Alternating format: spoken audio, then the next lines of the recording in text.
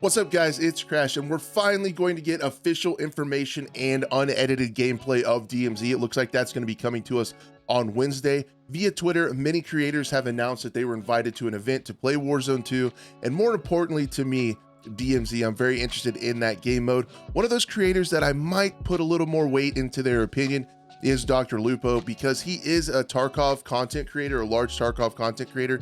So he has a lot of experience in an extraction type game mode. So I'm definitely going to be keeping an eye on his stream probably to see what he thinks of the game mode. And there's been a lot more information over the last couple days come out about DMZ, and we're starting to form this picture.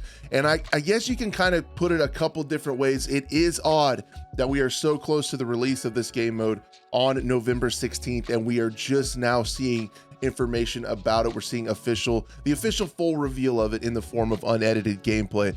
So that's going to be something that I don't know if that's scary, kind of like Hazard Zone, or if they're just trying to keep it under wraps to surprise everybody and up the hype level. Yeah, with AAA Studios, I'll let you guys decide with your comments down below what you think of it being so late before we see actual gameplay of it. But there has been a lot of stuff coming out on Twitter. Most of the information that has been coming out that I have not already reported on that's been data mined is there has been a lot of data mined, actually sound files, audio files of the narrator talking about missions. Now, a little caveat with some of these might not all be used, but also some of these could potentially be incorporated into the raid system, which we still don't know a lot about, which are going to be kind of continuations of the campaign story, co-op missions that you play together with friends that are coming out every season. So some of these things that I want to talk about give us a little bit of insight into how DMZ will play.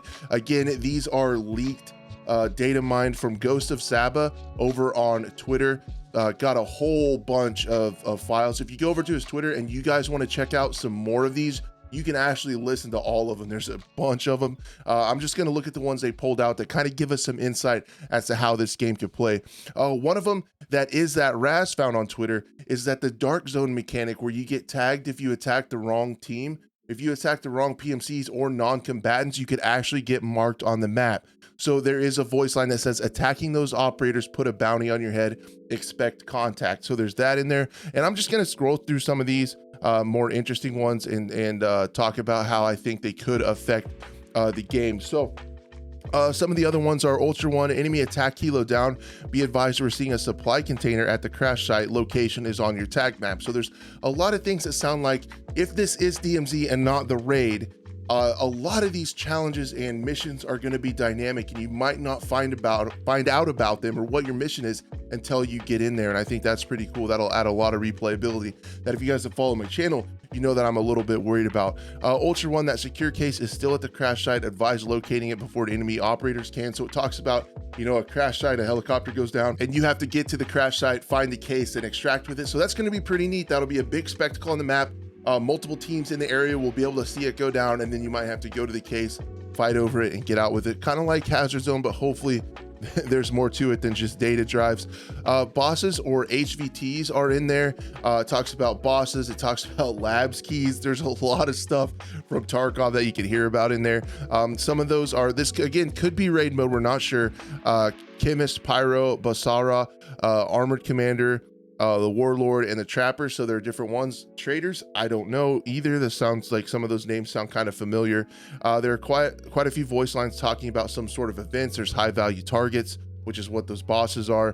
Upload data, secure hostage, locate cache, and talks about an armored boat, a secure vehicle, and deliver that to the HLZ. The armored boat event, it sounds like it gets delivered by a helicopter. You have to go kill the enemies on it. So apparently a big helicopter can bring in a big armored boat. You have to kill the enemies on it and drive it to extract. Call in a friendly helicopter, and the helicopter takes the enemy from the boat, and payment is authorized. So it sounds like some of these missions are actually kind of mercenary type missions where you take care of these and get paid for it. So it's really cool. Some of them ask you to blow up stuff like supply depots or SAM sites. Rewards are at safe locations. However, there are also voice lines about an opportunity to re-secure SAM sites that are under attack. So maybe you'll have to go re-attack and take over SAM sites that you've already taken that could get infiltrated by AI or other teams and take that over as well. There's just a lot of stuff. If you guys are really interested in this and can't wait for Wednesday, go check out Ghost of Saba on Twitter. It's pretty cool. There's a lot of stuff you can listen to. Again, there's more voice lines about crash sites, bosses, contracts, and strongholds. We've talked about strongholds for quite a while on this channel. So yeah, it seems to be, as we've thought, heavily inspired by Escape from Tarkov. Again, it's not going to be that deep. We do know that it can't be. There can't be that level of gun customization and mechanics in game. That's just too much, what I feel like, for an accessible AAA version of Tarkov.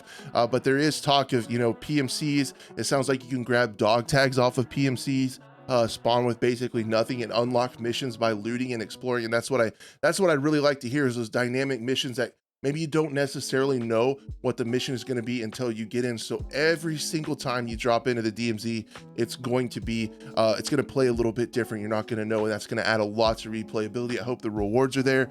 I hope the economy is there.